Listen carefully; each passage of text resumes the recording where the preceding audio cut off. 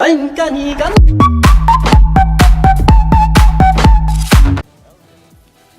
up, everyone? Welcome to LCS tonight. They told me I could have any cast I want, so I chose the best of 7, and I got 3 of us here.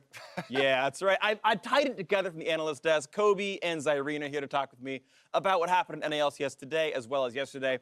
How you doing? I'm doing great. How you Picked doing? me. I'm honored to be on, I guess, your show The third today. best of 7. Yeah, thanks for having me, Phreak. You're welcome. You're the first best of 7. I'm number 2. That's the stack rank right here. You picked yourself second? Yeah, I'm second best. I have respect for Kobe. You're up there. So let's talk about what happened this week, of course. A couple of teams went 2-0. Up first, Echo Fox, undefeated in first place. I said here last week, 18-0, quote me. We're 1/8 of the way there or something. You also said you're going to keep saying it until they lose a game. 18-0, quote me. Echo Fox is great. And Echo Fox, yeah, taking down TSM and Cloud9. But remember, these were actually come from behind victories in both of them. TSM were up about 10,000 gold. Cloud9 were up, I believe, about 8,000 at one point. So it kind of reminded me of Immortals with Huni and Adrian in 2016, where it was like, even when they're behind, I still have this feeling of, no, they know how to play these games and have these team fights. That's where they really excel, is those skirmishes. It also kind of removed one of the drawbacks that people will always throw at undefeated teams of like, yeah, they're just smashing early though. How will they do in a late game? You know, how will they do from behind? Versus TSM, that probably should have been a TSM win. Like, that was a very big lead that TSM had and a lot of control in the game. And Echo Fox, they were able to say, I mean, we haven't listened on the communications, but it seemed like they were able to stay, fairly cool and calm there in the late game, playing defensively and farming up until they, saw an opening. And Huni got destroyed. He did. In both of those games at the start. He got dove in both their matchups, and I thought that was really cool to see because it's not just the Huni show, right? You have Dardoch, who got player of the game in their matches, and Phoenix, who was also in the running too. Like, both of those guys are stepping up immensely to help that team. So I bought that crypto, boys. I was like, my preseason power rankings had them third, not number 1, but I still had them up there. So you were also wrong because they're number 1, right? Well, I mean, it's not the end of the season yet. All right, so you're going to predict they're going to go down. Still had them higher than everybody else, though. That's true, though. I'm going to ride the 18-0 for now. Let's talk about the next match that we really cared about, which was the Cloud9 100 Thieves one. 100 Thieves coming in undefeated, Cloud9, and they're doing pretty well for themselves.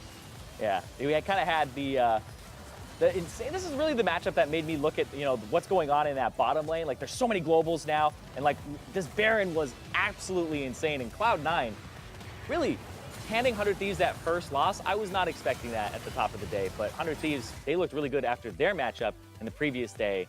And we were saying maybe they're in that contenders pretenders spot and looking a little bit more like contenders in my opinion. I mean, this was just such a clean game from Cloud9. Yeah. As exciting as the Echo Fox versus TSM, comeback and all the twists and turns they had in that game, this was Cloud9 with a really well laid out strategy coming into the game, and then they executed on it. There was only like maybe a couple hiccups super late in the game where they basically already had it wrapped up. Yeah. But they never really felt worried, right? It was a very clean sort of snowball. And one of those earlier victories than we're used to seeing in the current meta. So I just thought this was a really good sign for them, in addition to the fact that Licorice, we were talking about this week, was going to be the hardest exam that he's going to have because he has Huni and Someday back-to-back as opponents. He takes 2 super strong matchups into it, right? Offensive champions. He's playing Jace, and he's playing Camille for the second one. And he plays these with high forward percentage. He's playing them well, and he actually executed really well today. Yeah, and basically it was like party in the top lane in those games. I remember just constantly we had teleports, we had Shen ultis throwing it off. Like, it was really like play around that top lane in that matchup, and I really loved watching that because Licorice, he's getting a lot of attention as a rookie, and it seems like it hasn't been going to his head, and Denson even said he didn't seem really nervous on stage, and that he's played quite well. He's played 4 basically bruisers slash, AD champions. Fighters, right? And not really anything tanky, so I'm liking seeing Licorice on C9. It is interesting because I remember talking with Stunt in the player lounge, it was yesterday actually, just off camera, and he's like, yeah, I don't know if people are surprised Licorice is good. Like, I thought he was going to be great the whole time. And it's like, yeah, but there's a difference between playing in Challenger and scrims and then on stage. Like, there's worlds of difference there where you can just choke hardcore, and Licorice one who's holding up pretty well. Of course, the rest of Cloud9 looking good. I believe they're up to 3-1, so that's looking pretty solid for them. One other game I want to bring up, though, is the CLG versus Golden Guardians. That one actually ended up being a bit close, but CLG finally got a win on the board as a result of the game. Yeah, you can say that. It was a bit close. There were quite a few moments where the bit close kind of swung, and there was a very big difference and some very big plays for both of the teams, honestly. Golden Guardians looked like they had a pretty good, handle on this game early on. Then there was this Baron play where they didn't have teleport on their top laner. He was in base, actually. They started it even. And from that point, CLG kind of retook control. And then they were able to end it out. So, that's a good sign for CLG, but it wasn't one of these super convincing, they're back at it, straight to the top sort of victories. Yeah, what else do you expect from a 0-3 team coming into that game? Yeah, I really did like who he's playing that game with the split pushing on the rise. And when I was watching his player cam a lot, he is very vocal when he is split pushing. He's basically directing pretty much everybody on the map while he's doing that. And I really liked seeing that from CLG. Because remember, they were that team where it was like they're going to start 1-3-1ing with Darshan and Huhi in these side lanes. And they looked really good. I'd actually say last split, they looked best when they were doing 1-3-1s. And then sometimes Huhi would collapse on Darshan's lane. So I want to see them kind of go back to that and have more of that as a strategy. Yeah, it is good for two different reasons. Because right now it feels like CLG is kind of a 2v5 team. I think their bot lane is playing among the worst they have in their career. Reignover seems to still be in some level of a slump. He's running in and dying a lot. And Huhi's on top form, Darshan's in a good spot. And so, okay, one is they're a 2v5 team in a little bit, but also they're a team that's actually 1-3 running, which is interesting to see because we're seeing so many deathball teams right now. Everyone's playing control mages in the mid lane. You're playing tank supports like Tom Kench, where like you can't get picks anyway, so why bother? And they're actually doing something at least a little bit different, which is fun to see a couple different styles come through. Going to move on to individual players, as we talked about CLG having some good performers. Player of the game totals. Here at the end of the second week, of course, every team has played 4 games. You can only get player of the game if you've won. And we can see 2 players with 2 honors to their names with Dardoch and Febiven. Want to point out that with Clutch being 2-2, he's gotten all of them.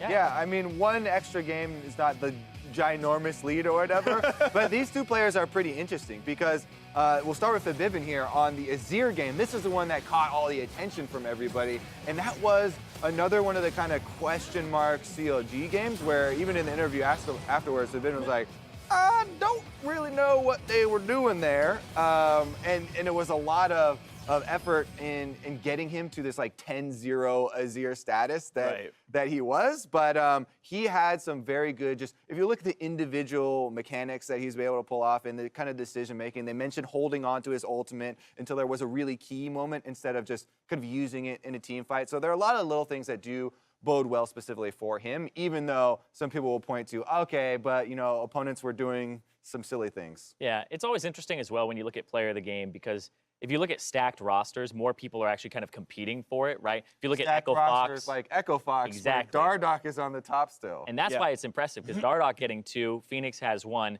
and then I believe Huni has 1 as well for the Lucian game at the very start. So even though they've won 4 games, it's not like one person is carrying them to victory. They have multiple carries, whereas Clutch, they have those 2 wins. Febiven's kind of the guy who's been getting them those wins. The bottom lane that they tried to, kind of play through sometimes, it doesn't actually like work out. They're more stable, right? And Solo hasn't had incredible performances either. So when you have a team that's around like 1 person, they're more likely to get that player of the game. And you talked about versus Echo Fox, teams have been camping Huni, and it was like a couple of games, and that's the person who you'd expect to have all the player of the games, right? But they're stopping them from getting them. It's another showing of like, it's really good when you can have multiple people that are viable for player of the game if someone gets camped, right? So it's just more options. So I want to ask you then to you guys, because again, lots of competition here, only 4 games in.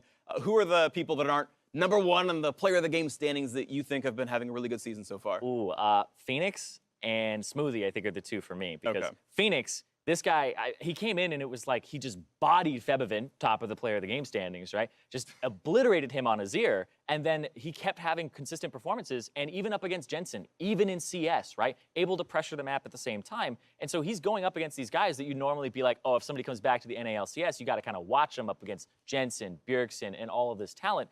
And he's just doing just fine. It's like Phoenix was gone for a while. He was probably training somewhere, hidden on a mountain or something. It was called NA Challenger, but he eventually came back, and now he's holding up, and he's doing incredibly well, and I'm very impressed by him. And another player you mentioned, I guess, is in Smoothie, part of that C9 bot lane, one that I think didn't get spoken of a lot, but they have been consistently incredible. And again, we're going to talk about Smoothie specifically here, was very good today. And he was good all weekend. I loved his plays.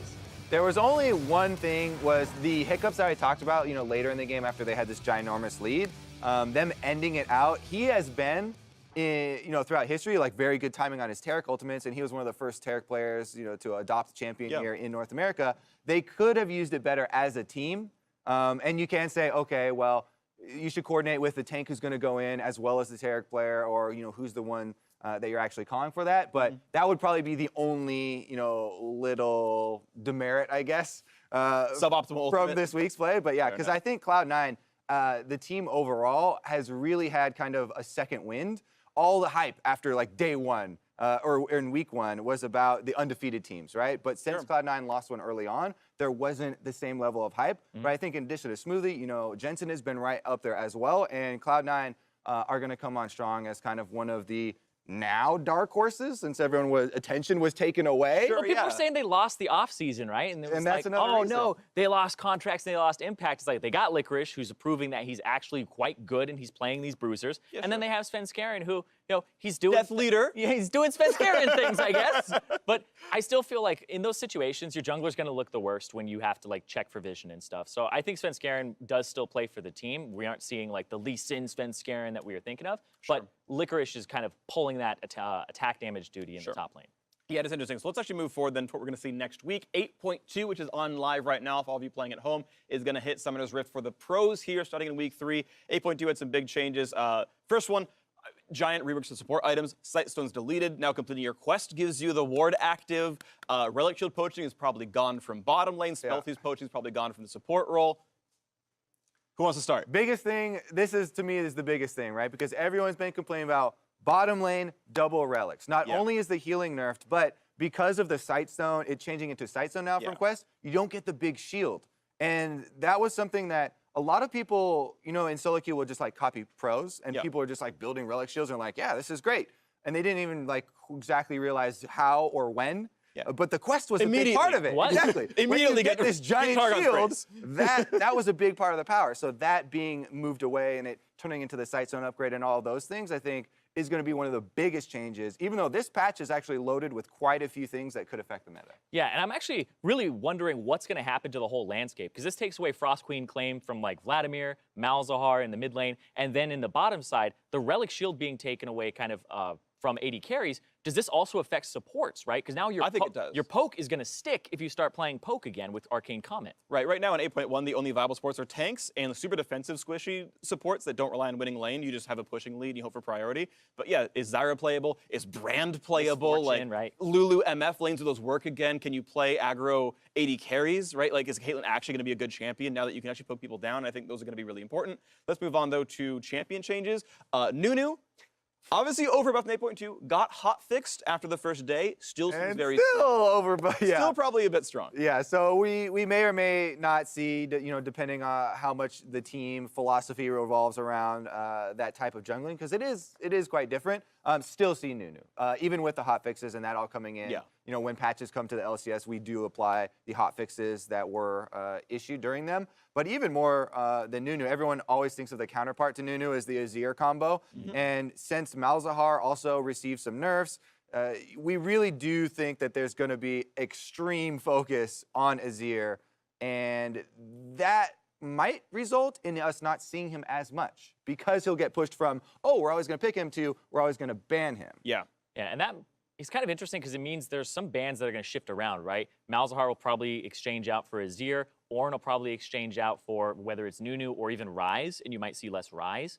So that's kind of my thought on it right now, is we're going to start seeing more mid laners because some of them got nerfed from that S tier and more bans are freed up. I got some suggestions for you as well, because we've already seen the Xerath, so it's not like, oh, some crazy pick, but I think that Xerath is extremely strong right now. And even though people were kind of criticizing Bjergsen's play, or like there are question marks around it, I really think Xerath is very strong right now. He has basically infinite wave clear, which is the most important thing for competitive. With the new mana flow ban, his passive auto attack giving him back mana, you basically can clear the wave consistently and have this long range threat. And Bjergsen, very high skill accuracy, and he displayed definitely a mastery of that champion. So I think that more people will actually either start practicing Xerath, or who already have been, bring that out. Vel'Koz is kind of in a similar thing where you have that super long range. It's not quite the same as far as the mana sustain. We've seen some people like bring out the Vel'Koz. He's around like once in a while, right? I really feel like those ones, we might get to see a couple more of those. And then, of course, the pocket zillions for the guys who are actually quite good at it. Sure.